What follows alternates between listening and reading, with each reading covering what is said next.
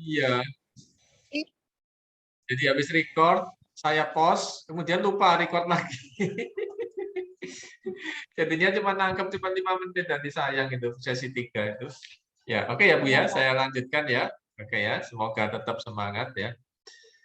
Jadi ini etika ini sudah kita lewati, kemudian definisi dari kebajikan ini bisa kita baca, kebiasaan, kebajikan, kebahagiaan, ya. Nah, jadi Iya. kebahagiaan itu ada kebahagiaan yang subjektif, ya. Jadi mereka mungkin yang tidak bahagia karena ada perasaan kosong, ya, perasaan kosong, perasaan tak Hampa. puas, hampa, ya, keinginan tak terpenuhi, ya. Jadi Ya. perasaan itu yang membuat kita nggak nyaman, ya, gitu ya. Nah, Iya, ini Pak. menurut apa? Menurut definisi, ya, menurut definisi ini ya. Nah, tapi juga kenyataannya sih beda ya. Ada juga orang yang bisa mengakali ya, keadaan-keadaan seperti gini mereka bisa mengakali ya, gitu ya. Dengan berdoa, dekat dengan yang atas juga bisa, gitu ya. Oke ya. Kemudian kebahagiaan sempurna. Nah, kebahagiaan sempurna ini bisa dicapai ya, yang sumbernya dari pikiran dan hati. Ya, dikatakan di sini ya. Jadi pikiran ya, pikiran ya. Nah, jadi pikiran. Tapi menurut saya sih pikiran dan hati ya, atau hati dan pikiran ya, karena pikiran kita berasal dari hati. Ya. Nah, ya, jadi yang menganggap bahwa sebenarnya dapat mencapai adalah maksudnya keinginan akan bahagia sempurna, kodrat manusia, ya, sesuatu yang transenden, sifat bawaan. Nah ini, tapi ini sifatnya subjektif ya, tidak semua orang seperti begini, ya. Nah, kemudian hal yang menyebabkan manusia tersebut tidak merasa pernah bahagia adalah dia punya ini ya, atau dia tidak bisa mengendalikan ini, ya. Jadi ada keinginan atau nafsu serakah yang nggak bisa dikendalikan sehingga dia tidak sangat sulit untuk bisa puas ya dan bahagia ya, gitu ya, gitu. Nah, sehingga seringkali menutupi keinginan dari sanubarinya. Jadi sebenarnya ketika manusia itu dilahirkan, dia nggak punya sifat nafsu serakah itu nggak ada ya. Jadi nafsu serakah ini timbul akibat banyak terlalu dekat dengan duniawi ya. Seperti itu. Kemudian yang kedua adalah kebahagiaan yang objektif. Ya, kebahagiaan yang objektif ya. Nah, manusia berusaha melaksanakan dalam dirinya suasana kebahagiaan yang sempurna ya. Nah, apakah objek dapat memberikan kepada manusia suasana kebahagiaan? Jadi objek di sini. Ya, objek di sini adalah barang, ya, barang benda mati. Ya. Nah, ya, apakah itu dapat memberikan kebahagiaan? Ya, apakah tujuan akhir kita hanya semata-mata bersifat lahiriah? Nah, ya. Nah, ya, jadi ini jadi pertanyaan ya. Nah, ya kalau menurut saya pribadi sih ya tidak ya. Jadi benda apapun itu tidak bisa memberikan kebahagiaan yang sempurna sejati. Ya, tetapi namanya manusia itu ya pinter ya. Ya, jadi benda dibikin kayak hidup ya, seperti ini ya Bu ya, betul ya. Ya, jadi benda ini benda ini dibikin oleh manusia sepertinya ada manusianya padahal tidak ada. Yang ada tapi nggak secara langsung ya. Nah, sama kayak kita di sini ya. Jadi ini dibikin seolah-olah menyerupai, hampir menyerupai ya, jadi hampir menyerupai kondisi di mana ada interaksi dengan orang lain ya. Meskipun ya dan semua diarahkan ke situ sekarang ya, gitu ya. Oke. Nah, kemudian ada lagi yang namanya hedonisme. Ya, jadi hedonisme adalah sifat di mana kita begitu melekat pada duniawi. Ya, jadi kepuasan jasmani ya, gitu. Kemudian ada yang namanya epikurisme.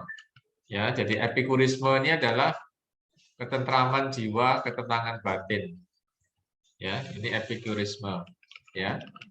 Nah, ya kemudian ada utilitarisme. Jadi kita merasa puas, bahagia kalau kita bisa punya faedah terhadap diri sendiri dan masyarakat.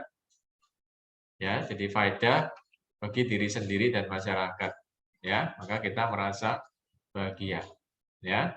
Nah, itu ya. Jadi kemudian ada yang menyebutkan kebahagiaan menurut stoicisme. Ya.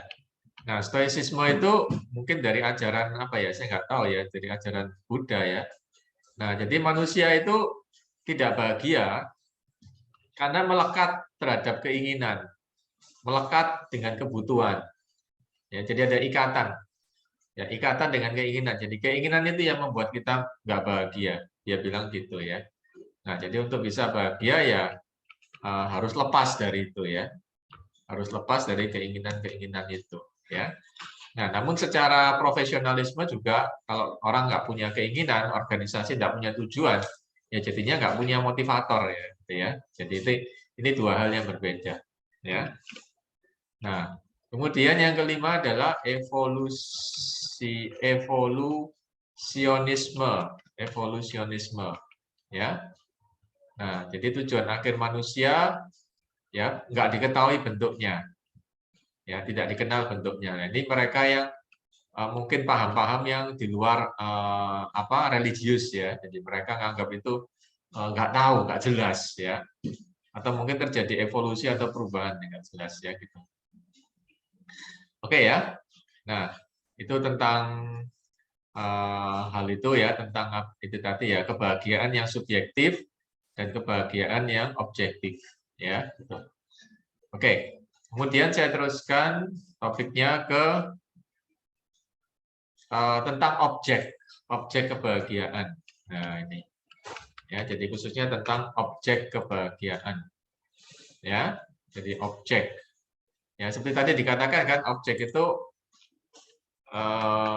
yang secara umum kita kenal objek itu adalah benda mati ya. Nah pertanyaannya adalah apakah objek tersebut sejajar, lebih rendah atau lebih tinggi dari manusia. Nah jelas kalau kita secara berpikiran normal ya, jelas objek itu adalah lebih rendah posisinya ya. Ya, jadi lebih rendah posisinya dari kita ya. Nah, kebanyakan di situ kebanyakan kita puas dengan hal-hal yang berbau kebendaan. Ya, kita menganggap benda itu bisa memenuhi atau memuaskan batin kita, padahal ya dalam kenyataannya tidak selalu ya. Tidak selalu semua benda-benda tersebut dapat memuaskan keinginan kita ya. Contohnya misalnya kalau kita merasa pengen awet muda ya, pengen awet muda, kemudian dipengaruhi oleh pemasaran ya, iklan-iklan ya, iklan-iklan, oh ini dipercaya bisa memutihkan, bisa menyehatkan, bisa menambah kesegaran seperti layaknya Anda 10 tahun lebih muda. Ya, produk-produk kecantikan itu kan selalu disodori, kan tidak pernah produk kecantikan yang ditonjolkan kan orang-orang senior, enggak ya, biasanya yang mereka-mereka yang masih fresh ya gitu ya, yang masih remaja biasanya gitu, biasanya ya gitu ya. Kemudian juga mobil ya. Jadi mobil, kalau kamu punya mobil ini layaknya kamu jadi orang yang gagah ya, orang yang keren gitu ya, orang yang kuat ya.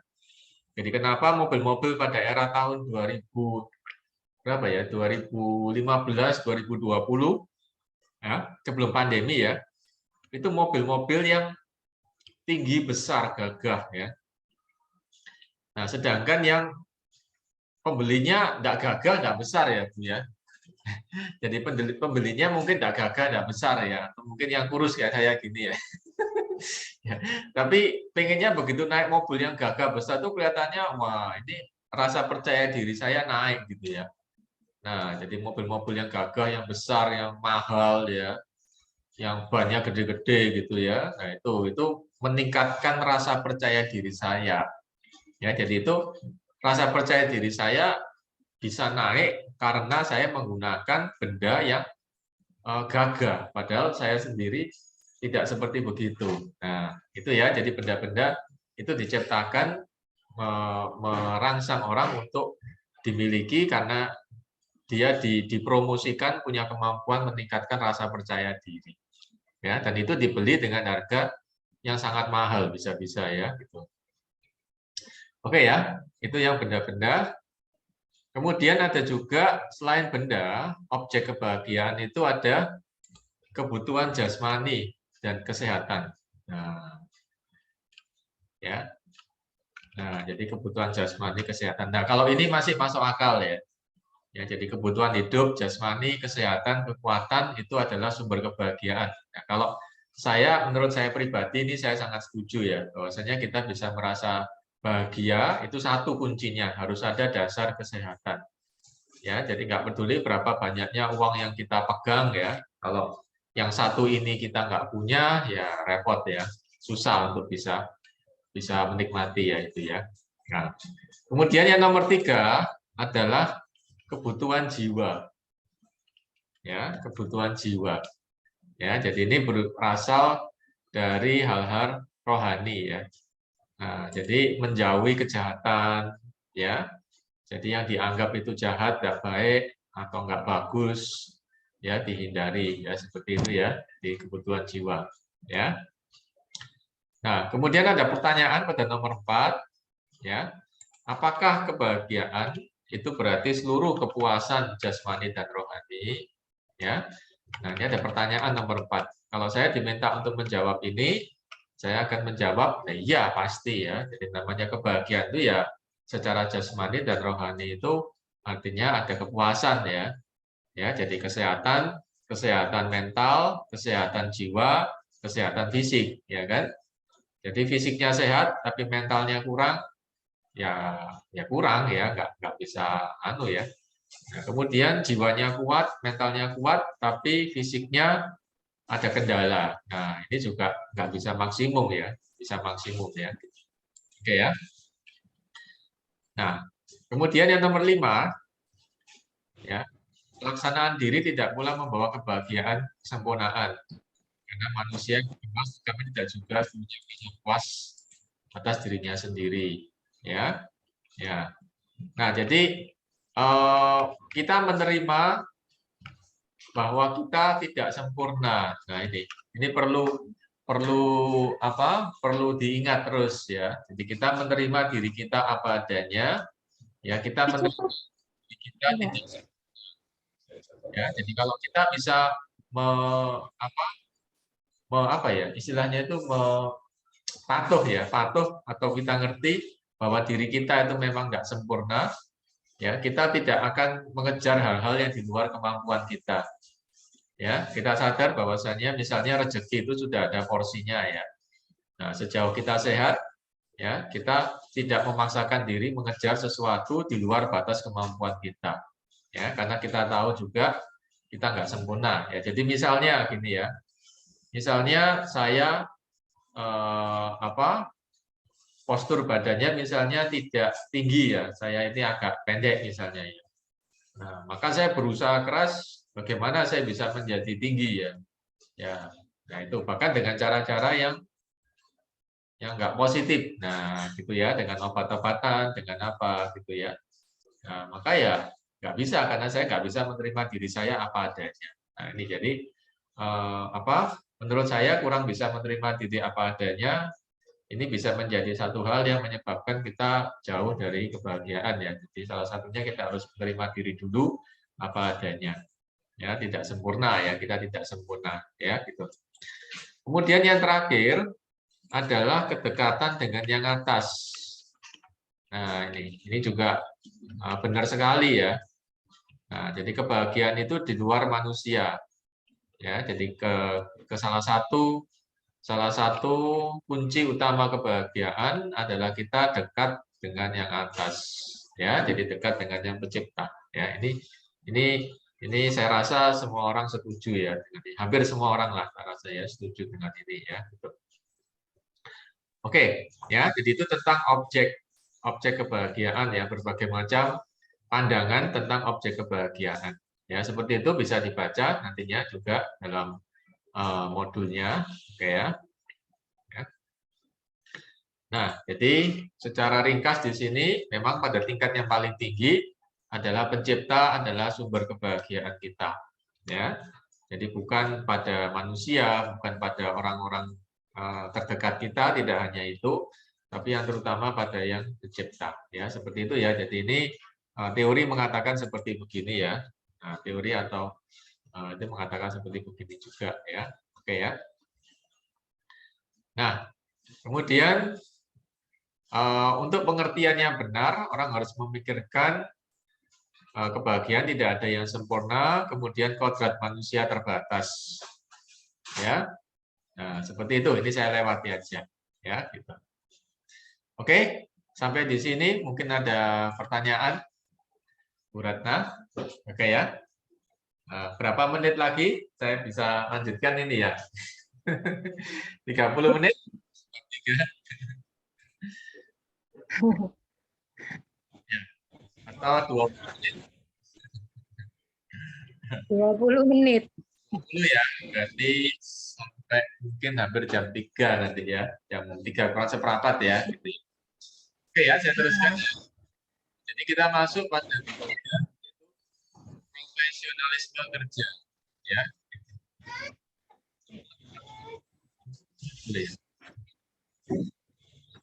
Ya, profesionalisme kerja. Hilang suaranya, Pak. Ya, ini sudah saya bagi ya. Sudah kedengaran ya, Bu ya? Ya, sudah. Oke ya, jadi profesionalisme kerja ini yang sudah saya katakan tadi ya. Jadi seberapa jauh kita profesional ya. Salah satunya itu tadi ya, disiplin waktu, organisasi, arah, kemudian juga pengendalian diri. Ya, itu salah satu aja, beberapa hal ya yang menampilkan. Kemudian juga terampil sama berpengetahuan ya. Ya, ini secara umum. Oke, kita lihat dari sisi teorinya ya.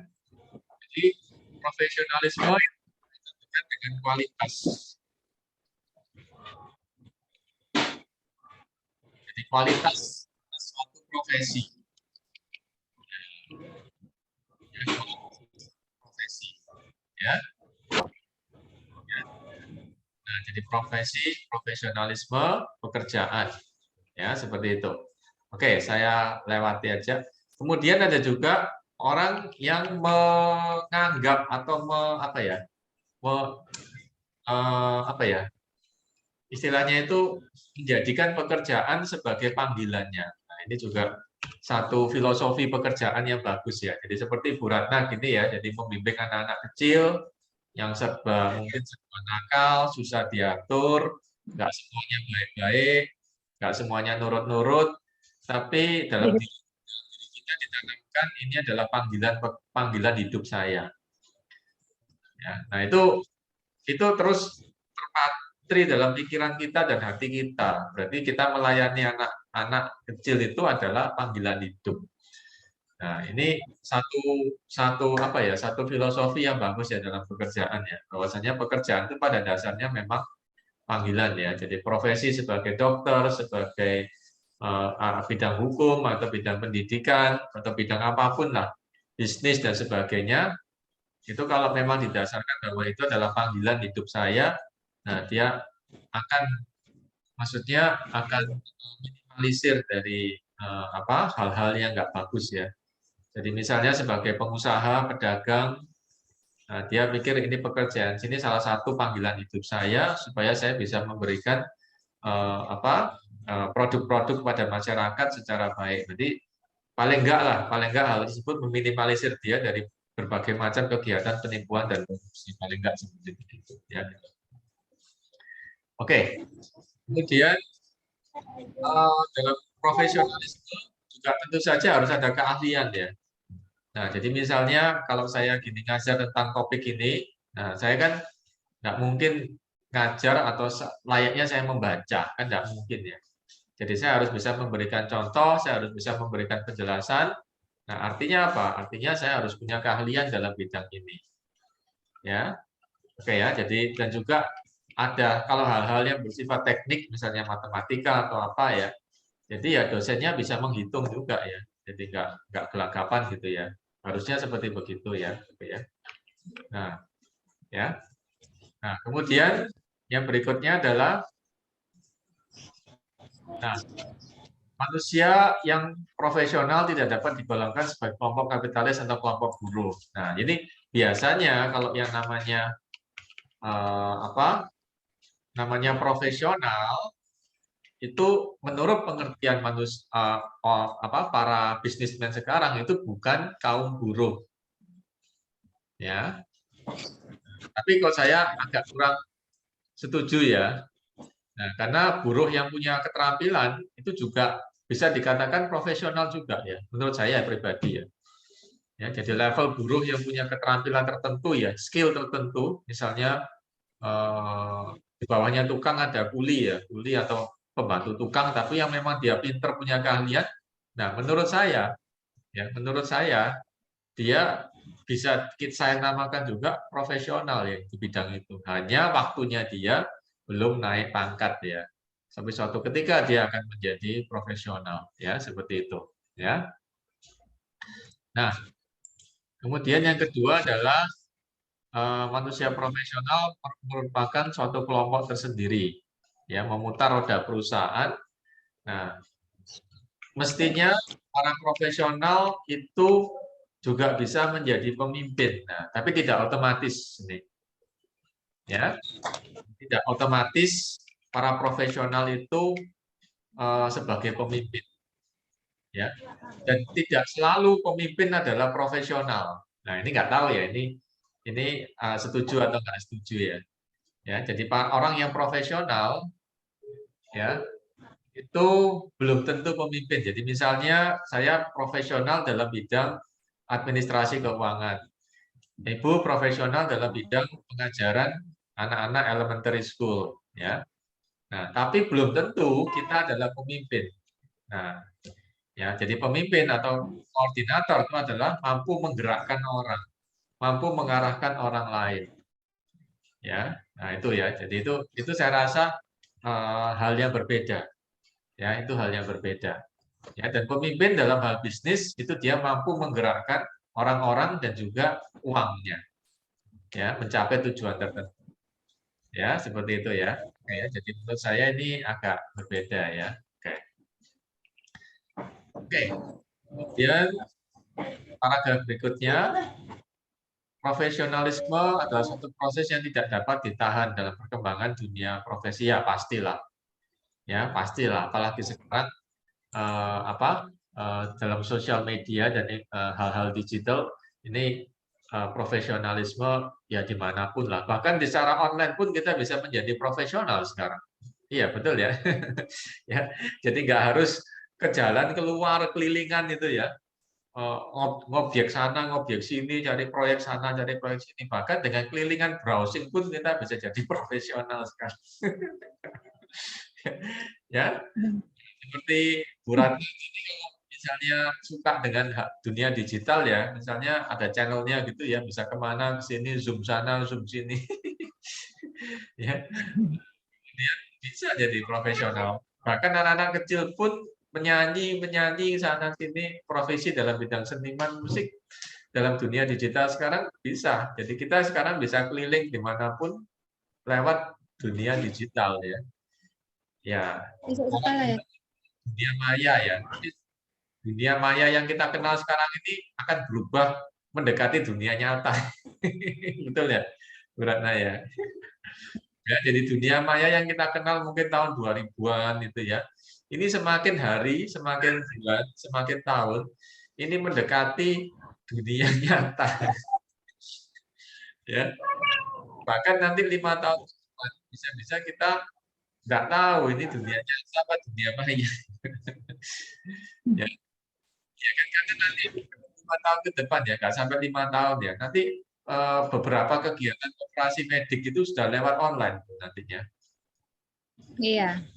Ya, jadi kalau operasi medik aja kegiatan mulai online, nah berarti hubungan antar manusia juga bisa online ya. Nah, karena salah satunya apa? Kecepatan internet ya. Kecepatan internet sekarang nantinya yang sekarang aja udah cepet ya Bu ya. Jadi Saya begitu bicara ini langsung Ibu lihat detik ini juga. Nggak perlu nunggu 1 detik, kurang dari 1 detik sama seperti yang saya lakukan sekarang. Nah, itu sangat penting ketika orang dokter itu mengoperasi ya. Jadi nggak ada jeda lagi antara saya ngomong sekarang sama Ibu dengar sekarang detik ini juga. Bahkan mungkin kurang dari 1 detik udah sama-sama dengarnya. Nah, kalau itu sudah bisa stabil, maka ngoperasi dari jarak jauh pun bisa. Iya kan? Jadi dokternya di Amerika, pasiennya di Indonesia, ya selama koneksinya kenceng, cepat dan tidak ada jeda, 1 detik pun tidak ada jeda, maka bisa. Ya seperti itu ya. Oke ya, jadi itu ya kenyataan dunia sekarang bergerak dari dunia maya, yang maya akan seperti sangat mirip dengan yang nyata, ya gitu. Oke ya. Kemudian saya kembali ke sini, masih ada waktu sekitar 9 menit ya, 9 menit. Nah, kemudian kata profesi ya, ini bisa dibaca sendiri ya, definisi dari profesi bisa dibaca sendiri nanti ya. Nah, ya jadi memang banyak paham bahwasanya objek itu membawa kepuasan, membawa kebaikan, itu tergantung yang menggunakan objek itu siapa. Nah ini, ya jadi tergantung siapa yang pakai. Sama-sama mobilnya. Mobil itu netral. Diapain, dimajuin, dimundurin, dipakai untuk kebaikan atau dipakai untuk keburukan, itu tergantung orang yang ini, yang punya. Ya, jadi benda itu netral sebenarnya.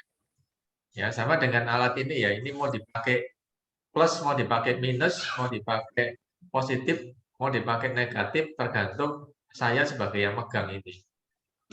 Ya kan? Karena barang ini pada dasarnya sifatnya netral ya.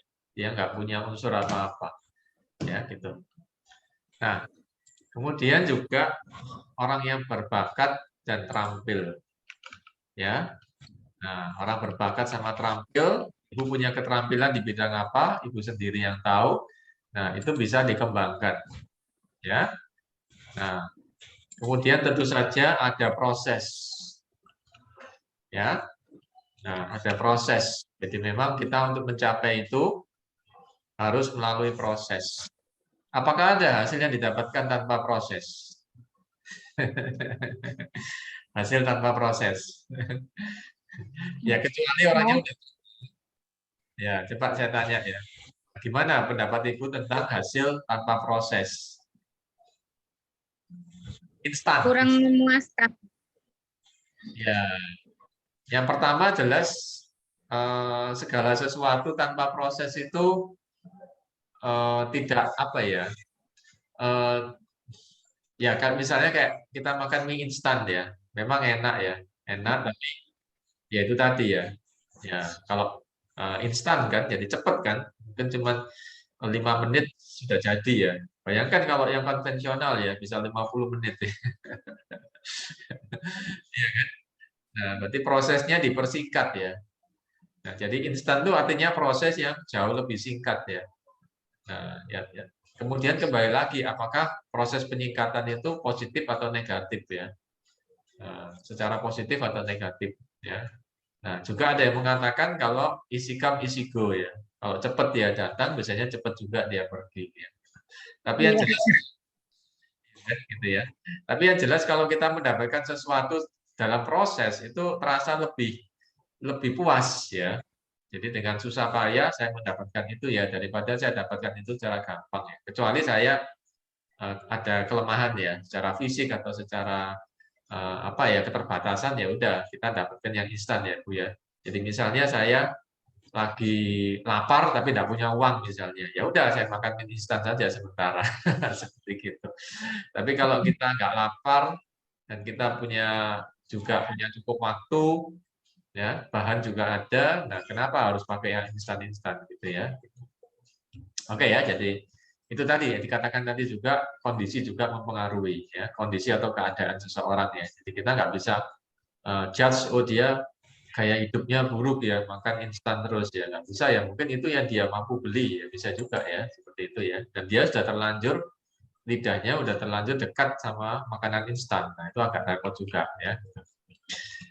Oke ya.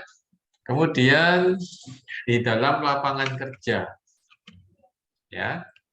Nah, lapangan kerja bagaimana ya? Nah, penilaian seseorang tidak semata-mata atas gelarnya. Nah, ini sangat benar ya. Ya, khususnya dalam dunia online sekarang ya, Bu ya. Nah, ini sangat benar ya. Jadi kalau sebelum online ya tahun 2000, 2010 ya. Ya, bahkan ya 2000 ya 2010 lah. Ya, sebelum ini munculnya profesi konten kreator ya. Jadi sebelum munculnya profesi konten kreator, jadi orang masih dilihat pendidikannya. Jadi kalau pendidikannya apa? Misalnya pendidikannya insinyur ya, berarti dia bisa teknik ya. Nah, tapi sekarang nggak begini ya. Jadi kita yang nggak punya Iya. teknik, nggak punya background apapun bisa menjadi profesional dalam bidang itu. Dengan kalau kita menguasai komunikasi dan teknologi informasi bisa. Ibu bisa menjadi seorang arsitek dengan belajar secara online. Ibu bisa menjadi seorang wirausaha belajar secara online. Ibu bisa jadi bikin kue-kue dan masakan yang enak-enak, bahkan masakan-masakan luar negeri dengan belajar secara online. Bisa. Ya, jadi sekarang zaman ini menjadi orang profesional tidak harus melalui diploma atau gelar. Ya, kecuali kita masuk perusahaan ya secara resmi offline, nah itu ya harus seperti itu. Oke ya, saya teruskan. Masih ada waktu 5 menit lagi.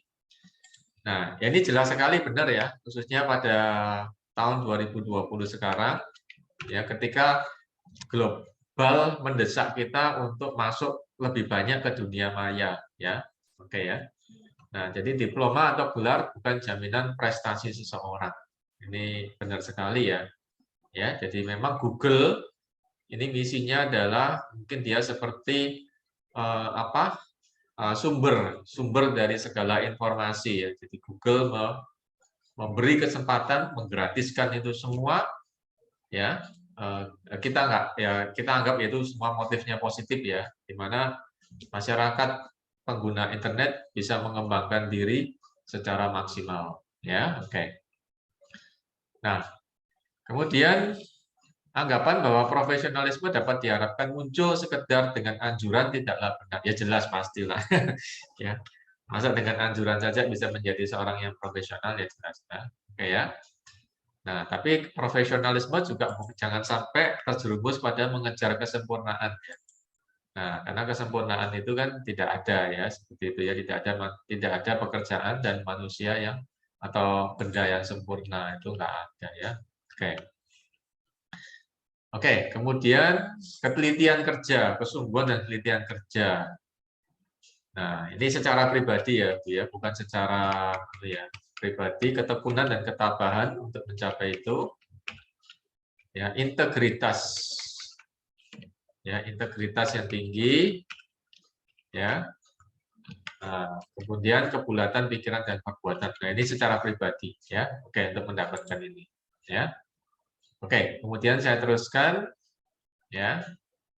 Nah, kompetensi. Nah, dia saya katakan tadi ya. Jadi dia punya skill. Ya, jadi seorang profesional dalam bidang olahraga tertentu, jadi dia punya skill dan keterampilan dan juga dia pinter dalam hal itu. Dalam hal itu ya. Jadi bukan dalam hal-hal yang lain. Ya, jadi misalnya dia punya kompetensi dan kepintaran dalam hal main catur misalnya atau olahraga apa, tenis atau apa. Ya, gitu. Nah, ngomong-ngomong Bu Ratna suka dengan olahraga apa ini? Ngomong-ngomong ya. Bu Ratna suka dengan olahraga apa? Atau hobi apa? Ya. Ya. Suka dengan hobi apa? Nah, seperti itu ya. Jadi itu adalah keterampilan dan kompetensi yang akan didapatkan kalau diasah terus-menerus, ya, gitu ya. Oke. Ini saya coba habisin ya bab ini. Ya, ada kompetensi spesialis, ada kompetensi metodik, ada kompetensi individu, ada kompetensi sosial. Nah, ini ya. Nah, ini bisa kita pelajari lebih dalam, ya. Nah, jadi kompetensi spesialis ya kita spesialis punya bidang pengajaran. Ya, saya bisa mengajar, saya tahu teknik mengajar, saya tahu bagaimana menghadapi siswa seperti begini. Ya, oke. Ini yang terakhir ya, Bu ya. Habis ini kita bisa selesai. Nah, kemudian ada kompetensi metodik. Nah, ini lebih kepada apa? Lebih kepada problem solving kalau menurut saya ya. Metodik ini lebih kepada nggak bisa ditulis ya. Oh, ini nggak bisa tulis ya. Lebih kepada problem solving ini kayaknya metodik ini ya, gitu ya. Oke. Kemudian yang kompetensi individu ini lebih kepada orang tersebut bisa dipercaya atau enggak. Ya, jadi keahliannya oke, pemecahan masalahnya oke, tapi orangnya nggak bisa dipercaya. Ya, nggak tepat waktu, sering molor, atau maksudnya begitu apa terlambatnya terlalu panjang, atau dia bilang ini yang dilakukan adalah itu ya. Jadi itu ya susah untuk berkembang ya, karena yang jadi faktor pertama orang berkembang adalah dia dari individunya dulu ya gitu. Nah, kemudian yang terakhir adalah kompetensi sosial ya. Jadi secara sosial dia bagaimana ya dengan orang lain ya. Oke ya, jadi ini saya nggak bisa ditulis ya. Nah, ya, jadi saya nggak bisa tulis. Coba saya pakai Anut ya. Nah, saya pakai Anut. Nah, ini ya ini hubungan dengan orang lain ya. Oke, kemudian yang ini ya problem solving.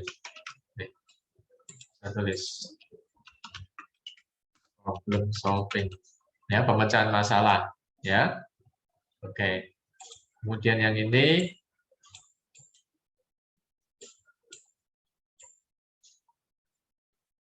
ya, ini pada keahlian dan keterampilan ya. Nah, terus yang ini yang nggak kalah penting ya, yang nggak kalah penting sekali adalah ini ya, di sini bawah ini agak bawah, individu, integritas seseorang ya. Oke ya, jadi sebelum saya akhiri ya perkuliahan kali ini, jadi ini adalah kompetensi seorang profesional ya. Jadi adalah secara individu, sosial, metodik atau spesialis. Nah, menurut saya pribadi, ini yang paling utama adalah kompetensi individunya dulu. Ya, jadi integritasnya bagaimana? Karena semua awalnya dari kepercayaan. Ya. Nah, jadi yang kompetensi individu dulu. Ya. Oke. Ya. Oke, kemudian yang kedua adalah baru spesialis sama metodiknya. Ya. Ya. Oke. Ya. Seperti itu, ya. Oke. Ya, ini bagian yang terakhir ya, Bu Ratna ya. Saya review sebentar ya. Bagian yang terakhir ini saya review sebentar. Oke ya. Jadi menurut saya pribadi, ini yang paling penting adalah kompetensi individu dulu ya. Jadi orang harus punya integritas ya. Ya, orang harus punya integritas, harus bisa dipercaya sebelum dia berkembang. Ya, jadi kalau orang nggak percaya sama dia, ya susah untuk bisa berkembang. Ini kompetensi itu. Nah, kemudian yang kedua adalah spesialis dan metodiknya. Ya, jadi spesialis dia punya keterampilan dalam bidang tertentu ya, dalam bidang pengajaran, dalam bidang keuangan, dalam bidang hukum ya. Dia punya spesialis, dan yang ketiga dia bisa memecahkan masalah, problem solving-nya sendiri. Nah, biasanya kalau orang yang spesialis itu juga orang punya keterampilan memecahkan masalah, problem solving. Ya, jadi yang nomor spesialis sama metodik ini biasanya gabungan. Nah, kemudian yang keempat, kalau dia mau lebih baik lagi, lebih sempurna, maka hubungan dengan orang-orang lain dan timnya harus jalan dengan baik. Ya. Nah, namun hubungan dengan orang lain ini bisa jadi nggak ada ya kalau kita bekerja dalam dunia online ya. Nah, karena sifatnya hubungannya bisa jadi kan hubungan yang beda dengan kalau offline ya.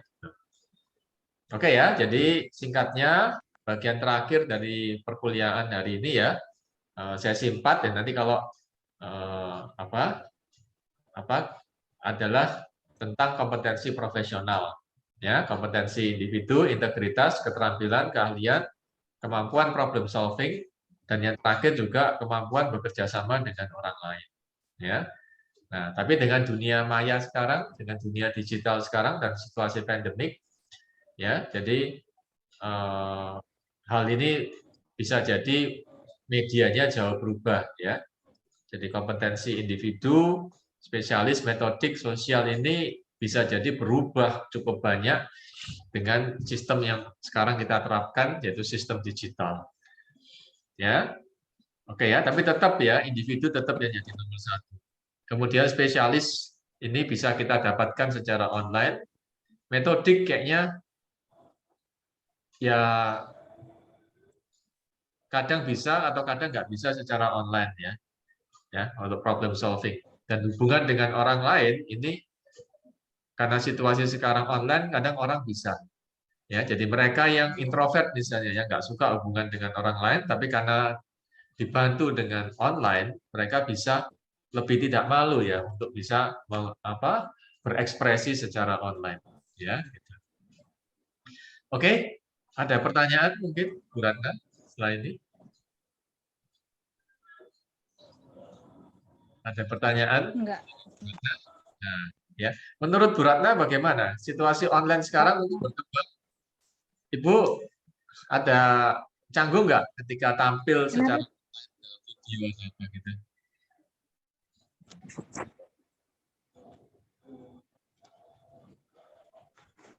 Gimana Pak yang suaranya? Ya, ya. Jadi pertanyaannya terakhir adalah dalam situasi online sekarang bagaimana kerjasama dalam tim maksud saya gitu, atau ekspresi kita dalam tim. Apakah lebih mudah, lebih sulit, ataukah lebih mudah atau banyak tantangannya? Mudah.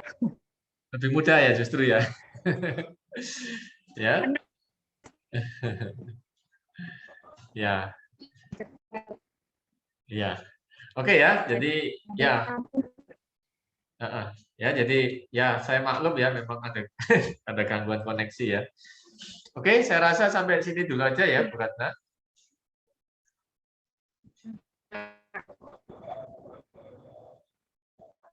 Halo? Iya. Ya, sampai sini dulu aja. Nanti kalau mau datang boleh datang. Yang enggak, tapi kalau nggak bisa juga nggak apa-apa. Jadi nggak wajib yang nanti sore ini. Ya, tapi kalaupun datang mungkin ya saya nggak bisa lama-lama karena saya sudah dari jam 9 jadi mungkin ya mungkin ketemu sama mahasiswa sebentar aja, habis itu saya sudah harus langsung pulang gitu. Iya, Pak, ya.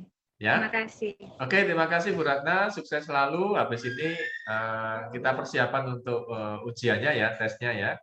Ya. Iya. Nanti sore mau datang jam 5 silakan, kalau enggak juga enggak apa-apa. Materi saya berikan secara online juga, video juga lagi saya siapkan ini ya. Seperti itu ya. Iya. Ya. Oke, terima kasih. Sampai ketemu lagi. Sehat sejahtera selalu ya Bu Ratna ya, dan yang lain juga ya. Oke, ya. Oke. Ya.